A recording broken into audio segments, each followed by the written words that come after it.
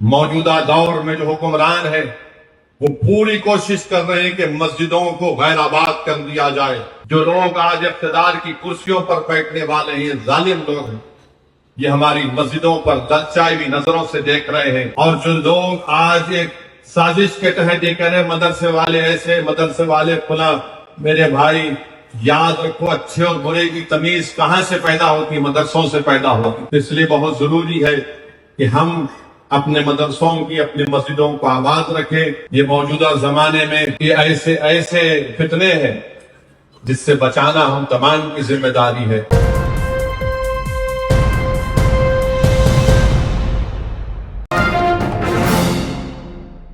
یہ جو موجودہ زمانہ ہے فتنوں کا زمانہ، یہ موجودہ زمانے میں یہ ایسے فتنے ہیں جس سے بچانا ہم تمام کی ذمہ داری ہے، اور اللہ کے گھر کی حفاظت کرنا ہماری ذمہ داری ہے، اللہ کے مسجدوں کو آباد رکھنا ہماری ذمہ داری ہے۔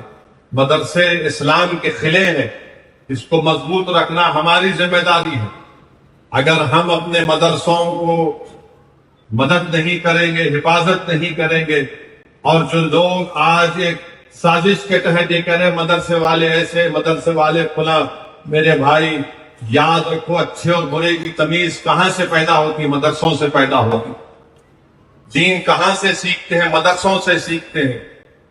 کہاں ہم توحید کو سمجھتے ہیں؟ مدرسوں کے علماء کرام کے تعلیمات سے ہم کو سمجھایا جاتا ہے۔ اس لیے بہت ضروری ہے کہ ہم اپنے مدرسوں کی، اپنے مسجدوں کو آباد رکھیں۔ اور آج سے کہہ رہا ہوں کہ ہمارے معاشرے میں ہم لوگ ان لوگوں کو یوٹیوب پر دیکھتے ہیں جو سب سے زیادہ گالی دیتے ہیں۔ ارے کیا گالی دیا دیکھو، ایک عجیب ماحول ہے۔ جو سب سے بدترین جس کی زبان ہوتی ہے، گالی گلوچ کرتا ہے، آپ دیکھ لیجئے، ان کو دیکھتے ہیں۔ ہمارے فونوں میں آپ مسجد میں ہے، جو گانا واہیات قسم کا مشہور ہو رہا ہے وہ آپ کی رنگ ٹون میں آ جاتا ہے۔ جس سے یہ تمام چیزیں ہم کو اسلام سے دور کرتی ہیں، یہ تمام چیزیں ہم کو اللہ کے رسول صلی اللہ علیہ وسلم کی سنت سے دور کرتی ہیں۔ اس لیے آپ اور ہم کو یہ ضروری ہے کہ ہمیں علماء کرام کے جو بیانات ہم سنتے ہیں، ان کے مضامین پڑھتے ہیں، اللہ سے ہم دعا کریں کہ اللہ سبحانہ وتعالی ہم کو عمل کرنے کی توفیق عطا فرمائے۔ اور یاد رکھیے، مسجدوں کو اگر آپ آباد نہیں رکھیں گے، میں جانتا ہوں کہ میں جو کچھ کہہ رہا ہوں وہ تنازع بن سکتا ہے یا میڈیا اٹھا سکتا ہے، مجھے اس کی فکر نہیں ہے۔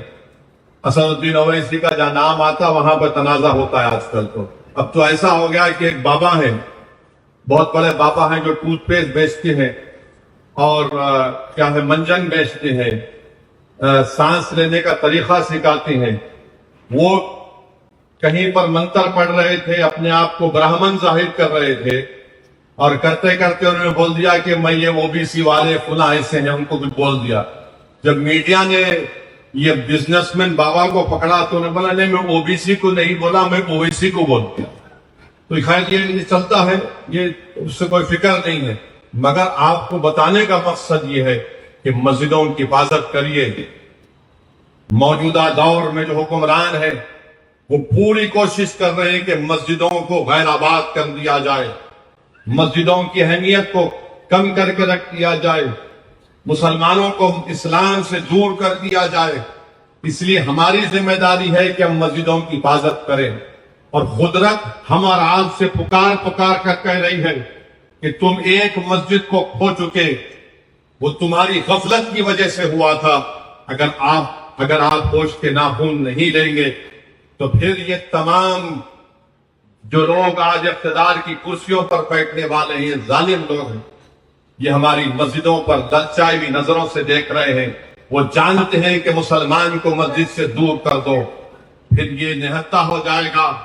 اس لیے بہت ضروری ہے میرے عزیز دوستوں اور نوجوانوں اور ماں باپ، اکیلے مت جائیے مسجد کو، اپنی اولاد کو ساتھ لے کر جائیے۔ صرف جمعے کے دن نہیں بلکہ ہر وقت کی نماز مسجدوں میں ادا کریے، اپنے مسجدوں کو آباد رکھیے، دین اسلام پر فخر کریے، قرآن اور سنت پر عمل کریے، اپنے اختلافات کو بازو رکھیے۔ یہ وقت ان طاقتوں سے مقابلہ ہم کر رہے ہیں جو ہمارے وجود کو مٹانا چاہتے ہیں اس ملک سے۔ جو ہماری مسجدوں سے اذاؤں کو ختم کر رہے ہیں، جو ہم کو اسلام سے دور کرنا چاہتے ہیں، تو اس وقت میں اگر آپ اور ہم مل کر کھڑے ہوں گے تو انشاءاللہ تعالی اللہ کی مدد ضرور آئے گی، اور اللہ کی مدد آئے گی۔ اگر ہم نہیں کھڑے ہوں گے تو اللہ کسی اور سے اپنے دین کا کام دے گا۔ ہم اللہ کے محتاج ہیں، اللہ ہمارا محتاج نہیں ہے۔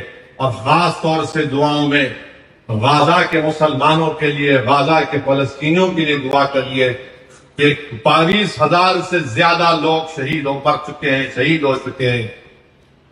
21 لاکھ کی آبادی کے پاس اب پینے کا پانی نہیں ہے، بھوک اور فاقہ کشی سے مر رہے ہیں لوگ وہاں پر۔ اللہ دیکھ رہا ہے کہ دنیا خاموش بیٹھی ہے، اور اللہ سبحانہ و تعالی جو لوگ آج خاموش بیٹھے ہوئے ہیں، جن کے پاس اللہ نے لازوال دولت دی ہے، وہ اللہ کے فضل و کرم سے، وہ تو نبی کریم صلی اللہ علیہ وسلم کا صدقہ ہے کہ تمہارے پاس اتنی دولت ہے۔ مگر آج ان معصوم فلسطینیوں کے اوپر جو ظلم کیا جا رہا ہے، انشاءاللہ تعالی اللہ ضرور ان کی مدد کرے گا۔ ہمارا کام یہ ہے کہ ہم فلسطینیوں کا ذکر کریں، ان کی تائید کے لیے، ان کی کامیابی کے لیے، ان کی مصیبتوں کو ٹالنے کے لیے اللہ سے دعا کرتے رہیں۔ تو میرے عزیز دوستوں اور بزرگوں، علم بہت بڑی چیز ہے، اور یہ علماء کرام ہے، آپ ان کی شان دیکھیے کہ اقتدار کسی سے چھینا جا سکتا ہے مگر علم نہیں چھینا جا سکتا۔ وقت کے بادشاہ بھی ہوں گے، اقتدار کی کرسیوں پر بیٹھنے والے سیاستدان بھی ہوں گے، مگر جہاں پر آپ کو ایک عالم دین نظر آئے گا، آپ کو سمجھ میں آ جائے گا کہ یہ عالم دین ہے، تو اللہ نے ان کو یہ برکت اور شان عطا کی ہے۔ بلکہ مثنوی شریف، حدیث شریف یاد آ رہی ہے کہ اللہ سبحانہ و تعالیٰ حشر کے میدان میں ان 4 لوگوں کو کہے گا کہ ان کو بغیر حساب کتاب کی جنت میں داخل کرو، اور جب یہ 4 حضرات جنت کے دروازے پر جائیں گے تو ان میں بحث ہوگی کہ سب سے پہلے میں داخل ہوں گا۔ اس میں ایک حاجی ہوگا جو پورے حج کے صحیح طریقے کے، جو بتلائے ہوئے شریعت کے اصول کے مطابق حج ادا کیا، اور پھر اس میں ایک شہید ہوگا جو اللہ کی راہ میں اپنی جان کی شہادت پیش کی۔ اس میں ایک عالم دین ہوگا، اور چوتھا اس میں وہ شخص ہوگا جو دولت اللہ نے اس کو دی، وہ صرف اللہ کی خوشنودی کے لیے اپنی دولت کو دین اسلام کے لیے استعمال کیا۔ اللہ سبحانہ و تعالیٰ جبرائیل علیہ السلام کو بھیجائے گا کہ آپ جاؤ۔ حضرت جبرائیل علیہ السلام جا کر پہلے اس حاجی سے، اس شہید سے پوچھیں گے کہ تم کیوں جانا چاہتے جنت میں؟ پہلے تو کہے کہ وہ شہید کہے گا کہ میں اللہ کی راہ میں اپنی جان کو قربان کر دیا، حق کی کامیابی کے لیے، باطل کو شکست دینے کے لیے۔ تو میرے عزیز دوستو، حضرت جبرائیل علیہ السلام اس سے پوچھیں گے بتاؤ تم نے کہاں سے سنا یہ بات؟ تو وہ شہید کہے گا کہ میں نے عالم دین سے سنا۔ حاجی سے پوچھیں گے بتاؤ تم نے یہ کہاں سے سیکھا کہ حج صحیح طریقے سے کرنا چاہیے؟ وہ کہے گا کہ عالم دین سے سنا۔ پھر وہ اس شخص سے پوچھیں گے جو اپنی دولت جو اللہ نے اس کو دی، اس کو اللہ کی راہ میں استعمال کرتا تھا، خیرات کرتا تھا، مدد کرتا تھا غریبوں کی، وہ کہے گا کہ میں نے عالم دین سے سنا۔ تو جبرائیل علیہ السلام کہیں گے اب تم سب نے عالم دین سے سنا تو پہلا ان کا حق ہے جنت پہ جانے کا۔ وہ عالم دین پکار کر کہے گا نہیں یا اللہ، یہ اس شخص کا حصہ ہے جس نے میرے مدرسے کی مدد کی تھی، پہلے اس کو داخل۔ تو میرے عزیز دوستوں اور بزرگوں، یہ علماء کرام کی عزت کرنا، ان کا احترام کرنا، یہ ہم سب پر لازم ہے۔ اور الحمدللہ میں مبارکباد دیتا ہوں ان ماں باپ کو جنہوں نے بڑی مشقتیں اور محنتیں اور قربانیاں دے کر اپنی اولاد کو حافظ قرآن بنایا۔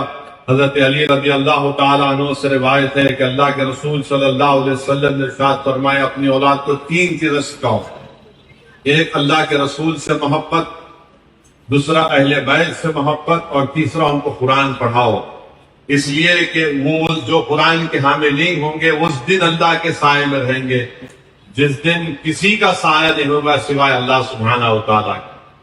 تو میرے عزیز دوستوں اور بزرگوں، ہم تمام کی ذمہ داری ہے بشمول میرے کہ ہم اپنی اولاد کو، اپنے نواسوں کو، اپنے پوتروں کو، اپنے خاندان کے بچوں کو اللہ کے رسول صلی اللہ علیہ وسلم کی محبت ان کے دل و دماغ میں ڈالیں، اور وہ دل و دماغ میں ڈالنے کا بہترین طریقہ یہ ہے کہ ہم علماؤں کی مجالس میں اپنی اولاد کو لے کر جائیں، اللہ کا ذکر جہاں پر ہوتا ہے وہاں پر اپنی اولاد کو لے کر جائیں۔ اور کسی ایک عالم دین نے مجھے اچھا بتایا کہ انہوں نے ایک وقت اپنے اولاد کو اپنے گھر کی چھت پر لے کر گئے اور کہا کہ دیکھو یہ چاند کتنا خوبصورت نظر آ رہا ہے۔ تو چھوٹے بچے نے کہا کہ ہاں بڑا خوبصورت نظر آ رہا ہے۔ پھر اس عالم دین نے اپنے بیٹے سے کہا دیکھو یہ چاند جتنا خوبصورت ہے نا، یہ تمہارے اور میرے رسول محمد صلی اللہ علیہ وسلم کی خوبصورتی کے سامنے ہیچ ہے، کچھ بھی نہیں تھا۔ پھر اس عالم دین نے اپنے بچے کو بتایا کہ یہ میں جو عالم ہوں، اپنے بچے کو عالم دین بنانا چاہتے تھے، تو انہوں نے رسول اللہ صلی اللہ علیہ وسلم کے حدیث شریف پڑھ کر بچے کو سمجھائی کہ اللہ کے رسول صلی اللہ علیہ وسلم نے یہ فرمایا کہ ایک عالم دین اور ایک عام آدمی میں فرق یہ ہے کہ جیسا 14ویں کا چاند چمکتا ہے اور اس بازو ستارے اس سے زیادہ 14ویں کا چاند جب خوبصورت ہے وہ عالم دین۔ پھر انہوں نے اپنے بیٹے کو سمجھایا کہ جب اذان سنا بچہ ان کا 4-5 سال کا تھا تو ان کے بچے نے پوچھا ابا یہ اذان کیا ہے؟